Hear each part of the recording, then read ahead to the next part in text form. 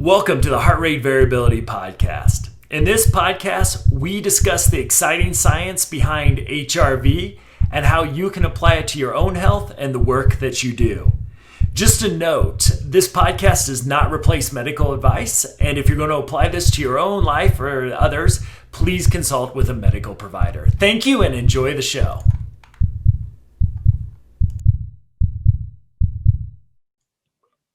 Hello, everybody, and welcome again to another episode of the Heart Rate Variability Podcast.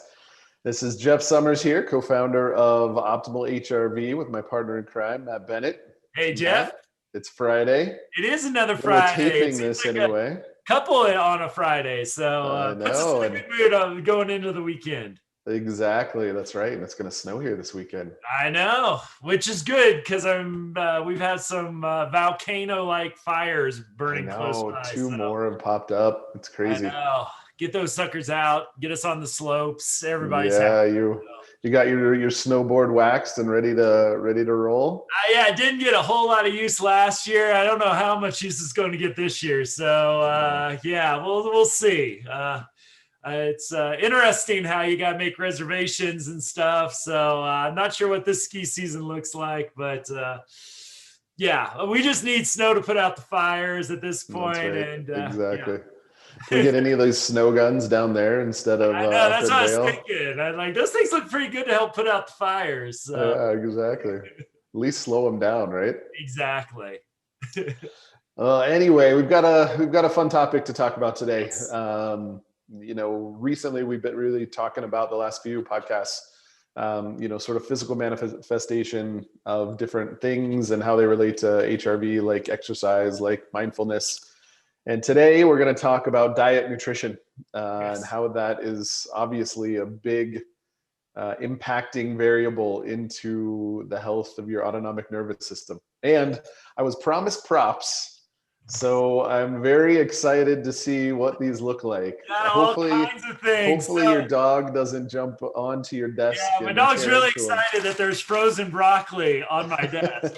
He loves frozen broccoli, so he loves food. We found one thing he doesn't like. So yeah. What is the one thing? That's pickled Brussels sprouts. I didn't even know you could pickle Brussels sprouts. Oh, Costco's got some good hot pickled Brussels sprouts right now. Just throw that out there. So all right, interesting. All right, so where should we start? I mean, obviously everybody understands that what you put in your body has a dramatic impact on your overall health. Absolutely. Whether it's weight loss, whether it's blood pressure, cholesterol, all the things that we're used to monitoring from a health standpoint, a lot of it gets back to what you eat. So clearly there's some overlap into HRV. Yeah.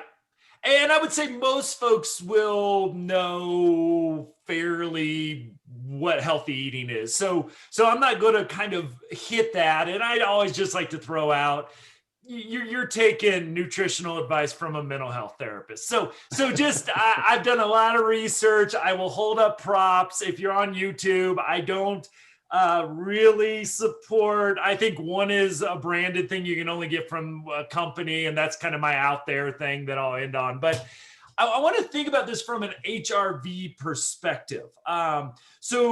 Because what I've been thinking about, there's this idea of inflammatory and anti-inflammatory foods. Now, why is this important? So we've talked about it in future or past episodes, allostatic load. We kind of talked about how, the more stress we hold, maybe, looked at like the cup analogy where the more stress we're holding in our body, we change more into our ventral vagal or prefrontal cortex to amygdala or sympathetic or dorsal vagal flight, fight, freeze areas of our brain. So let's think about that cup analogy where throughout the day, when stress gets poured into our cup, our allostatic load increases. So here's where diet comes in. And my thinking about this has changed so much over the years because, and I haven't practiced therapy for a while. I've been doing the training, the technical assistance part of the mental health arena for folks.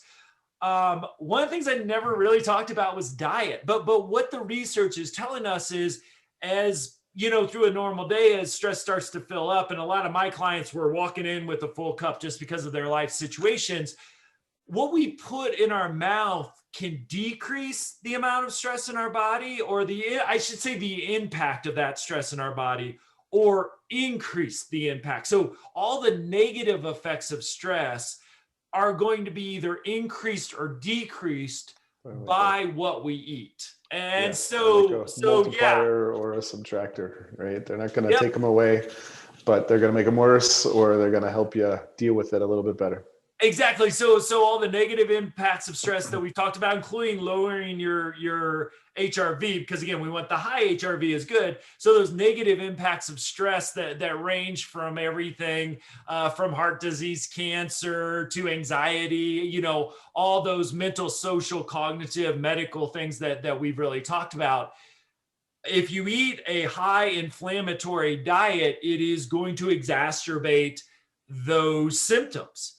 However, you can also, if you do high stress, I know you're in sales and technology, you're doing that stuff. I used to travel around the country and train, which was, stressful, but fun at the same time. So, you're under this high level of stress, as I know most people are, and we're living in a pandemic right now with an election coming up in the United States, at least. A week and a half. Yes, we've got a lot of stress. Everybody's carrying around this stress. So it just blows me away as, okay, what I eat for dinner will determine how will that stress even have more of a negative impact on me, or can I use my diet to help mitigate some of those negative impacts? So I want to start this discussion out on something, and I've said this a few times throughout the program.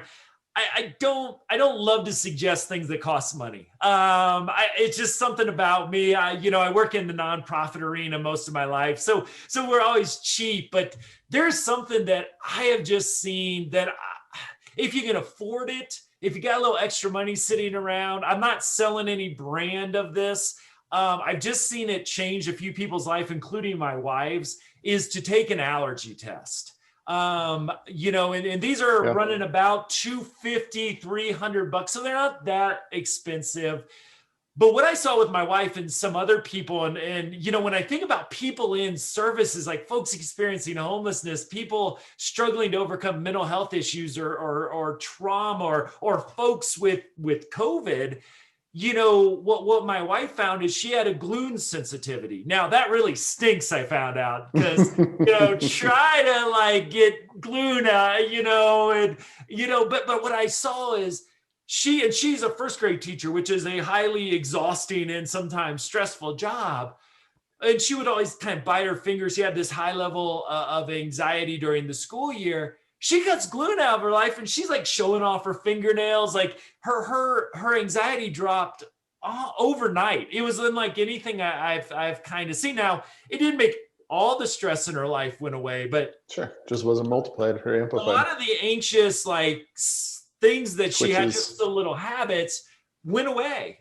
And she had quite a bit of stuff coming back in her allergy thing, and she's cut those out.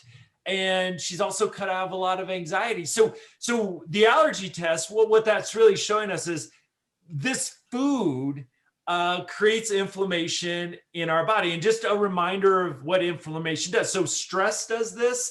It releases cytokines from our sympathetic nervous system. So when we're anxious, and what that does is basically what we've seen. So cytokines are good in general, because let's say you have a cut, they go to the injury, create inflammation to start the healing process. Also, if you have disease, bacterial infection, a virus, it will go fight the virus. But when we're stressed, we also release cytokines. So for those of us who feel stressed out all the time, we have these cytokines in our body. And really, and then again, this is a mental health therapist, but I've told this to a lot of health professionals, and nobody said, you might not be so scientific about this, Matt, but you're kind of right, is if they don't have anything to do, they then kind of really wreak havoc in our system. So one of the symptoms we see is our gut health starts to decline, and we get something called leaky gut syndrome, which is disgusting sounding. And it really is disgusting because the crap in your gut starts to leak out into your body. And it causes some serious right repercussions. You don't this is not comfortable. floating around in your body. And so we'll talk more about gut health as we go on, but we'll also see from a mental health perspective, we'll see inflammation in the brain as well. And now that's being correlated with a lot of different mental illnesses, from anxiety to depression. A whole lot of things are showing inflammation in the brain. Accounts for some stuff with cardiac problems as well. And so inflammation, again, so cytokine release creates inflammation. If our diet exacerbates that inflammation, now we see the science behind this. And so if you're allergic to a food, one of the consequences of that is additional inflammation in your body. So, I just see these allergy tests as being a whole thing. Now, I took one too, and the only thing that was a moderate allergy for me, it seems like everybody's allergic to lobster for some reason. I don't know, like, and I'm vegan. You're a vegan anyway, so that wasn't too much of a lifestyle change for you. The wagon, shellfish is number one. I'd probably go with king crabs, but lobster is on that list. But so pineapple was a moderate. So my wife hates when I make this joke because she had to give up bread, but she's got to give up glue, and I have to give up pina coladas. So yeah, it's like it's not a genetics. That's right. What are you gonna do? Exactly. So again, it's some of this is a personal thing, and to know if your diet is hurting you. Like I said, if you have a few $100 sitting around, I've just seen friends and now professionally, when I talk about this, people have taken me up on it and say, yeah, I learned some stuff in it. Boy, it's changed a lot about how I feel, the energy I have, so on and so forth. So that can help individualize this for folks. And then there's really just some foods that we should avoid or minimize in our diet. And I'm going to share my screen here for those that might be. I was going to say, you don't have to have an allergy for your diet to impact the amount of inflammation in your body. Exactly. There's stuff that we're all eating all day, every day in some people's case, because it's incredibly convenient. Absolutely. That causes inflammation, as we're looking at here. So here, I'm just going to show you some inflammatory foods. I'll read this out as well. Man, processed foods. They just put processed foods. They don't even go into it. So I think we all know, and it kind of goes with this next thing with sugar. What we saw happen, and this is why I kind of get ticked off with the nutritional sciences, is they change things, like big That's things. Right. Jeff, you're old enough even as a millennial to remember when fats were bad, right? Totally. That was when growing up, that was all they cared about, right? I know. You could have Twizzlers because they had zero fat. I know. It was all good, right? As long as it didn't have fat. And then we got to trans fats. And so what we did was we used all these processed foods to make them tasty, since we took the fat out, is we stuck sugar in. And then sugar being now is an inflammatory food. So really trying to avoid, just minimize sugar. It's really hard. Minimize processed foods. I'll be honest, I'll have when I'm just tired and I want to throw a, vegan chicken patty in the air fryer. I still do that, but it's a small, I might eat one piece of processed food throughout the day. Refined carbohydrates, not, such as bread and really good pasta. So, I love a good baguette, but I try to kind of minimize it to one. Also, the bread I eat for sandwiches, the whole grains are a little bit better. Sprouted wheat is a little bit better. So, basically the grainier the bread. There's that Ezekiel, bread that's just like kind of eating. Some people love it. I don't, but I buy it because I know it's a lot better for me. Yep. Oh God, here we go again, Jeff. It's in the refrigerator section, by the way, for those folks looking at it. Don't look in the normal bread section. Yep, the freezer refrigerator. Then we have our friend alcohol rears its ugly head again. Mm-hmm. Bad oils, trans fats avoid, obviously, things like margarine, those sort of pieces. soda, sweet beverages, lots of really reasons to avoid that, but they also create inflammation. Grain-fed, red meat. Oh, wow, processed foods showed up here twice. There you It's go. that important. It's It that gets important. two bullet points. So talk a little bit about the grain-fed meat and why that's different, Yeah, because so I what think we it's see, interesting. yeah, is that that there's a lot of conversation to be had around meat. I mentioned I'm a vegan. We don't need to get into the reasons behind that because that just gets all hippie Colorado-ish on folks. But really the cows that are more grazing, it's a more natural way, and so a lot of the grain fed, there's a lot of antioxidants and other things. I think it's pretty safe to say from a health perspective to probably limit red meat because no matter what the red meat is, not all that great for you, but definitely grain fed is been shown to be inflammatory because really what you're eating is meat that's been created by refined carbohydrates for the most part. That's exactly what it is, right? I mean, you get to other countries that eat a ton of red meat, and all of their heart disease and all the things associated with overconsumption of red meat almost disappear. And a lot of it's because the cows are eating what they're supposed to eat, as opposed to absolutely cheap things that we feed them. And the reason why I bring this up is because it's central to what we're talking about. We're in this case, we're eating something that had food that was bad for them, and as a result, it's bad for us. Yep. So why would we want to be the ones eating things directly that are bad for us, right? It's just, that's how much it impacts your body, is it then becomes no longer a nutrition source for us. Absolutely. Because it's eating the foods we're talking about here. So absolutely. And the hard thing for me, Jeff, is working with people that have struggled financially. This is their diet. I mean, sure. As I would say, a lot of my folks, if they could afford something off the value meal at a fast food place, at least they got to eat. And, and then I even look at some school lunches, and there's like Domino's pizza. Well, a pizza place. I won't. But like not the healthiest pizza places. That's what I'll say. I didn't say the D word, but it's like this is what we're feeding. We know better, right? I remember we in Indiana, we used to have chicken fried steak Thursdays, right? Yeah, and those things were. I look back and just disgusted I ate them, but they were really good at the time, and Absolutely.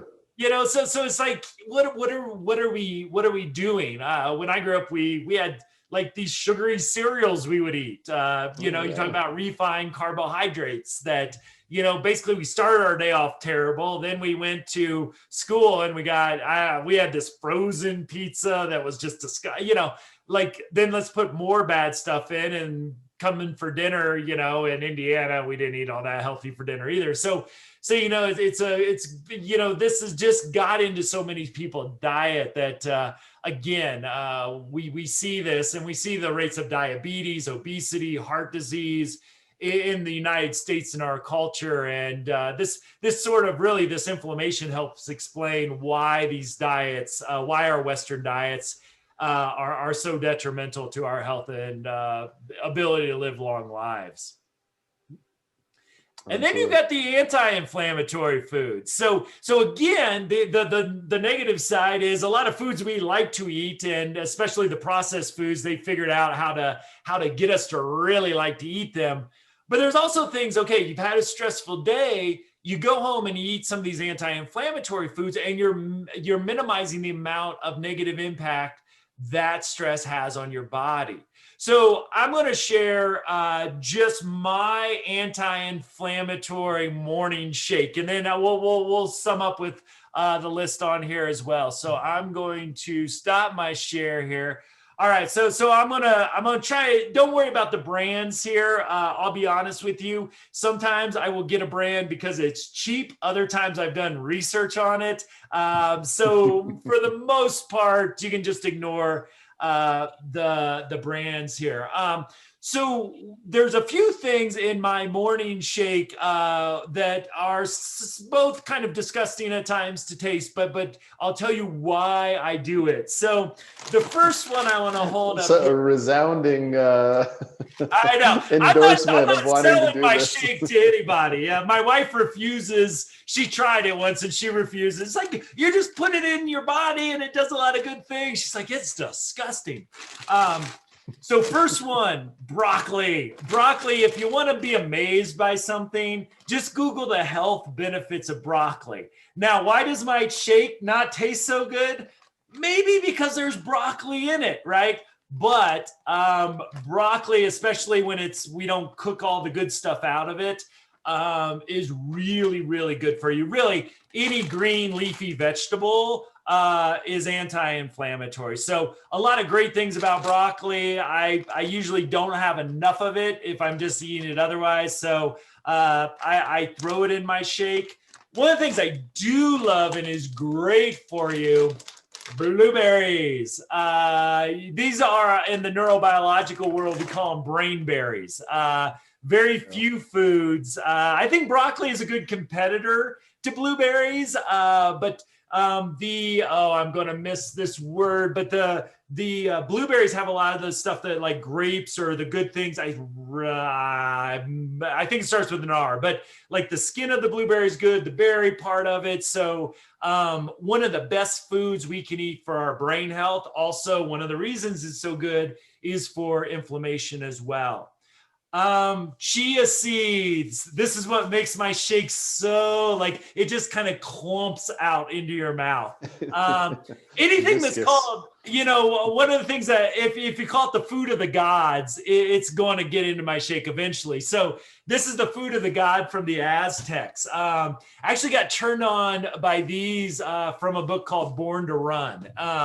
A really interesting book, but they were with these tribes down in Mexico who are some of the best distance runners in the world. And one of the things, this is the food of the god of the Aztecs, or one of them. And what they found with chia seeds is, one, which is really good for me because, I'm always trying not to get too fat, is chia seeds are, for the calories, about the most filling thing that you can eat. Great source of fiber, great source of the omega fats, the good, the healthy fats, and just an anti-inflammatory monster.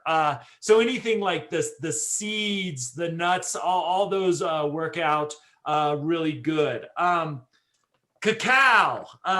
This is dumps in my shake. Now you think, oh, Matt Shake's got chocolate in it. It must be good. No, there's no sugar in this cacao. It's bitter. That's right. I think this was the Inca foods or maybe the Mayan foods of the gods, but cacao's got great fiber in it. Another anti-inflammatory food. So really, really good. Now, as soon as you start to buy it in, you go to Walgreens. I do this sometimes when I'm traveling and get a dark chocolate bar. It's better than like getting a milk chocolate bar or a white chocolate bar, but they got to make it taste great as well. So the more cacao in those bars, the better it is for you. But yeah, I just dump a bunch of this in my shake. It actually gives you a little bit of a sense of euphoria as well. I would compare it to like a strong cup of, like an espresso shot sort of thing. You're not going to go off to Never Never Land, even though there's some parties now that are cacao, alcohol free, but cacao strong drinks. I've tried to get that level of euphoria from the superfood, just can't quite get it there. People allegedly snort cacao. I can't support any of that. Wow. From a health perspective. But hey, if you're going to snort anything, probably a superfood. It's going to be better than the alternative. Maybe not bad. So the next thing that I put in, and this is one of the branded things. So Amazing Grass does a lot of green superfoods. So this I really love because, wheatgrass, there's all this great stuff that's just either like, I'm not going to grow my own wheatgrass. I think it'd be fun, but then you got to buy like a $600 wheatgrass extractor. When I had there was a Jamba Juice near me, and every time I started to get a cold, I'd go get some wheatgrass, but it got expensive going to Jamba Juice that ways too. So what I love about this stuff, and you can probably find other brands out there too, is it's got a lot of really good greens in it. So I don't put fresh spinach in because it has it in here. I usually try to have a salad later on to get those fresh greens. But I like this, and also my multivitamin, which I'm not going to even show because I take a multivitamin mainly because I am vegan and I don't get everything I need in my regular diet. So there's a few things like vitamin B12 that I sort of, it just kind of keeps me steady with it.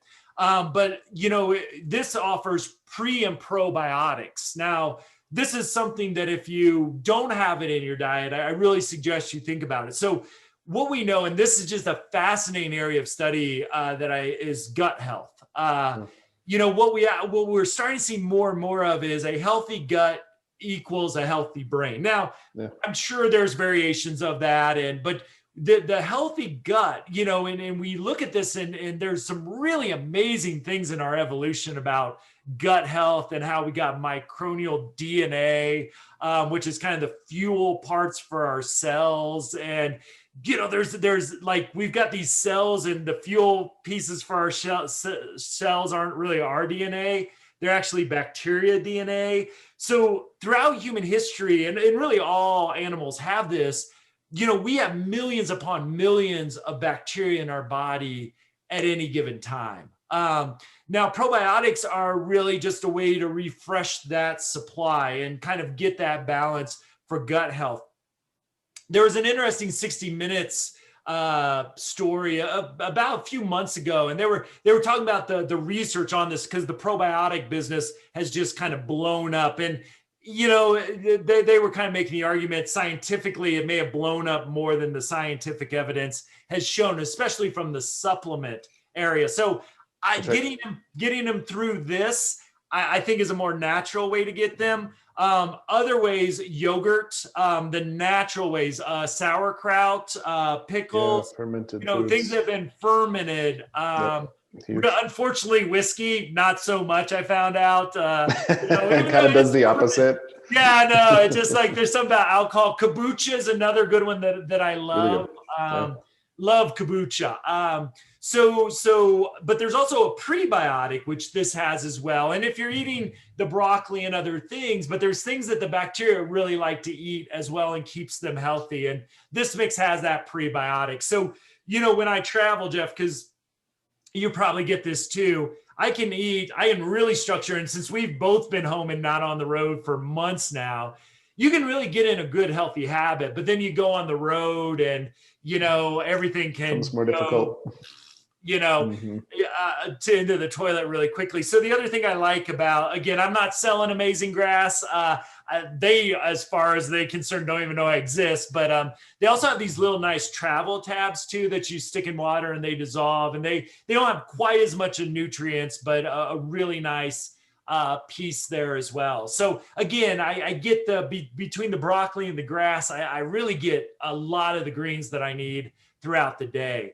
A few other things that I do, and this one I really, again, it's not a branded thing, but DHA, and I guess I could try to pronounce it if it even spells it out here.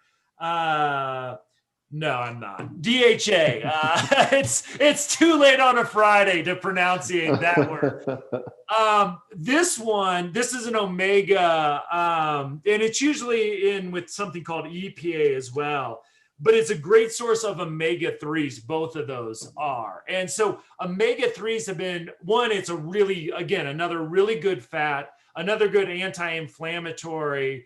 What DHA, I really encourage it to be in everybody's diet. The supplement's very cheap, but really correlated fairly strongly now in the research I've seen with brain health and prefrontal cortex health. Again, a lot of times these supplements don't get into the hard science, but this is one that I've heard that many neurobiologists include in their supplement routine as well. Now, there's vegan versions of this. I love the little story behind this is NASA was growing bacteria to see if they could eat it in space. And they found that it actually created this DHA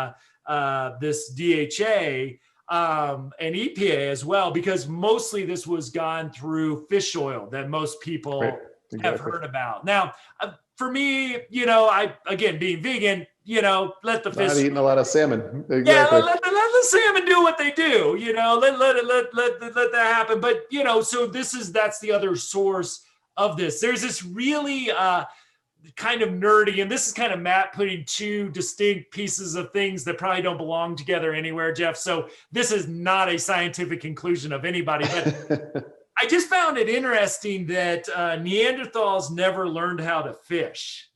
And if you look at humans as they got towards more of the coastal areas, especially like in the Mediterranean, when there was omega-3 rich fish, we all of a sudden saw civilization start to occur. So in my brain, Neanderthals never learned to fish. We learned to fish. Then, maybe that brought the prefrontal cortex online. We started, for better or worse, creating civilizations, and we're around. And well, we interbred with Neanderthals, and they're in our DNA.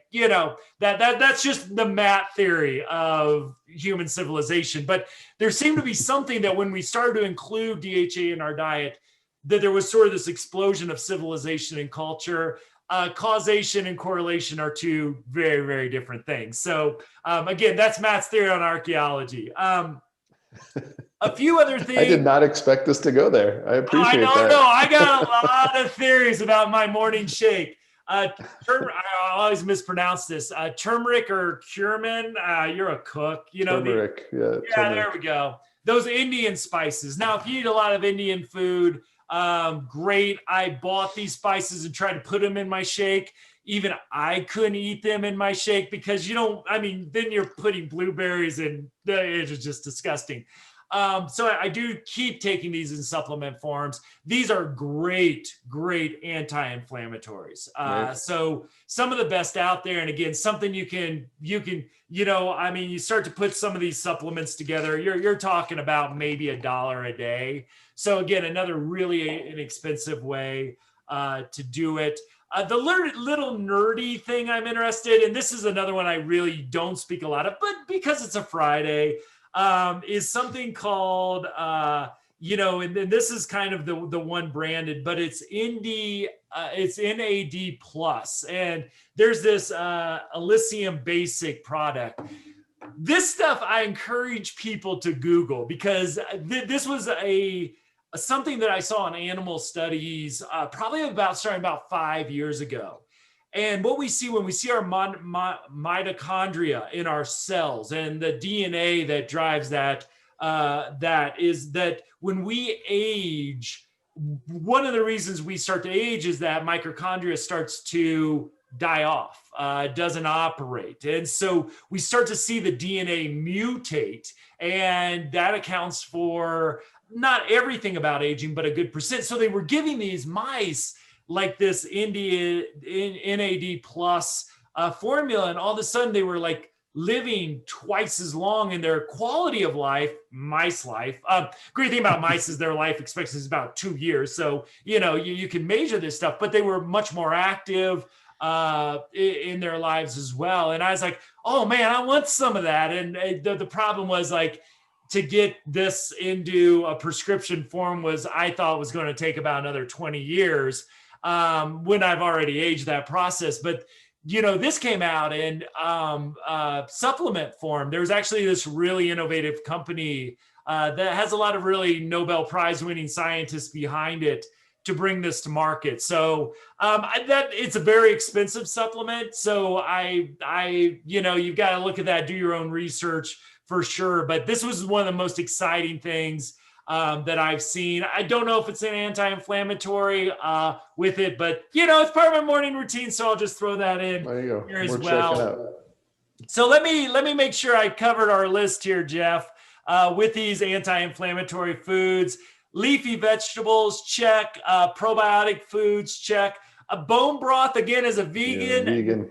Not something I'm into, but boy, when I listen to these wellness podcasts, they're like drinking bone broth for breakfast, sort of thing. Liquid gold, man. That's what. Yeah, the sweet potatoes, yams, these kind of root vegetables, really good. I mentioned blueberries, raspberries, strawberries. Again, the wild caught fatty fish. It seems to be a distinction between farm raised fish. Kind of like your grass-fed versus your grain-fed beef, right? I Same think sort of concept. you're exactly right there. The chia seed, flax seed, I get a little flax seed in my amazing grass thing here. So both of those really good. Olive oil, oh man, it was a good day when olive oil came back on the good list. Because man, I can swim in that stuff. I love olive oil. So I probably overdo it a little bit, but there's not much I don't love olive oil in. Turmeric, we mentioned, ginger also, cinnamon's also got some really good health things for inflammation, garlic and onions, walnuts and almonds. So, try to get some maybe quinoa pasta and throw some garlic and olive oil and onions on it. You got a pretty good healthy meal there. Green tea, this is also something in my morning routine. I do yerba mate, which is a type of green tea. So things with antioxidants are also good because the oxidation in our cells can lead to disease as well. So we see that the antioxidants kind of fight inflammation too. And I mentioned the dark chocolate and cacao too. So give you a lot to think about here. But for our audience, when we think about this in HRV, we know that HRV, again, is measuring your body's ability to handle or recover from stress. You eat a high inflammation diet, and your body's going to struggle to do that, and documented that that's going to lower your HRV probably a little bit in the short term, but overall, eating an unhealthy diet, we know, has a lot of ways to lower your heart rate variability. Obviously leads to a lot of disease as well. Go home after a hard day, eat a healthy anti-inflammatory diet, and you're mitigating those negative impacts of stress. And again, you might see a few points, maybe a percentage or two bump in your HRV after a healthy meal.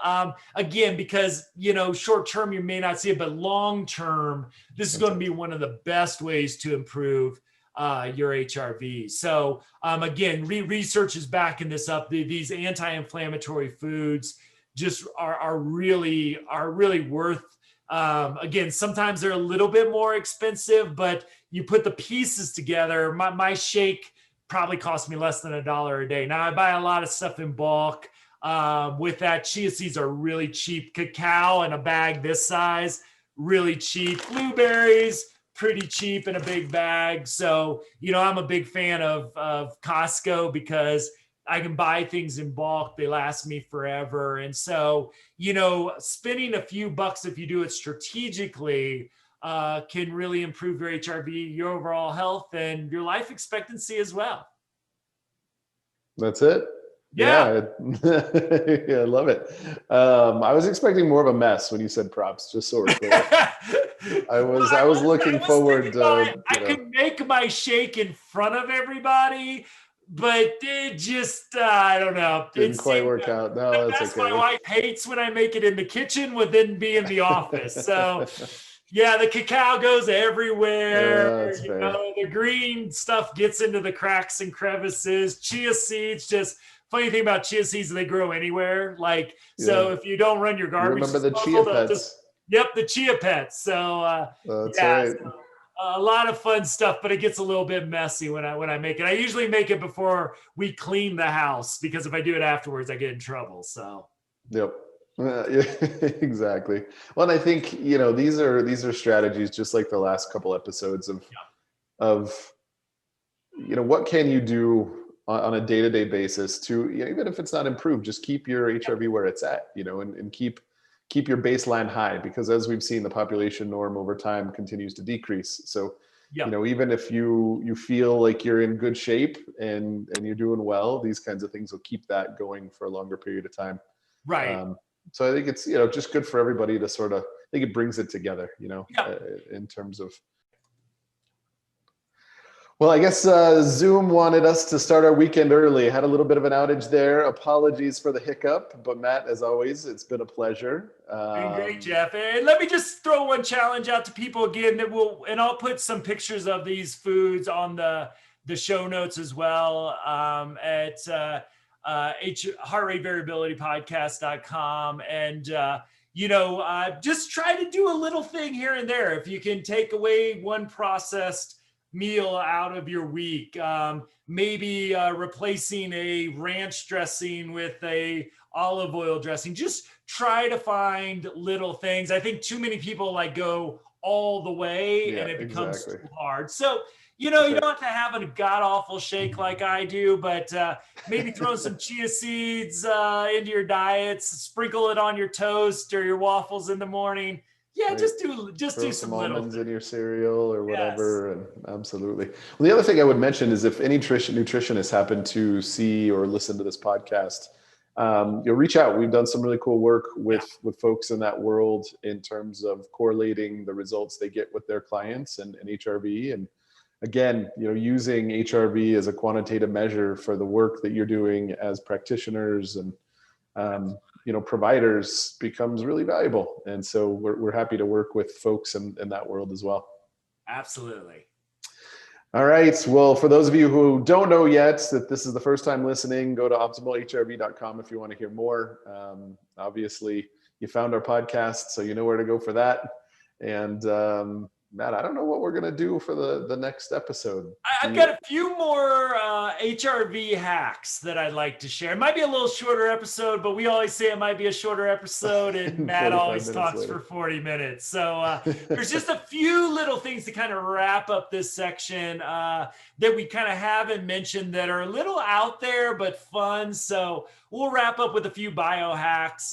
We've hit the big ones with mindfulness, exercise, sleep, and nutrition, but there's a few other ones that can help our HRV as well. So maybe have a nice, we'll call it shorter, and then Matt will talk for 45 minutes straight. So that's what everybody tunes in for. Oh yeah, I'm myself. Sure. All right, everybody, really appreciate it. We'll talk soon. Take care, everybody. Thank you for joining us for this episode. If you're interested in more information about HRV, please visit us at optimalhrv.com. Also, if you visit optimalhrv.com, you'll be able to sign up for our email list and download our free ebook, Healing with HRV. Thank you for joining us, and we'll see you next episode.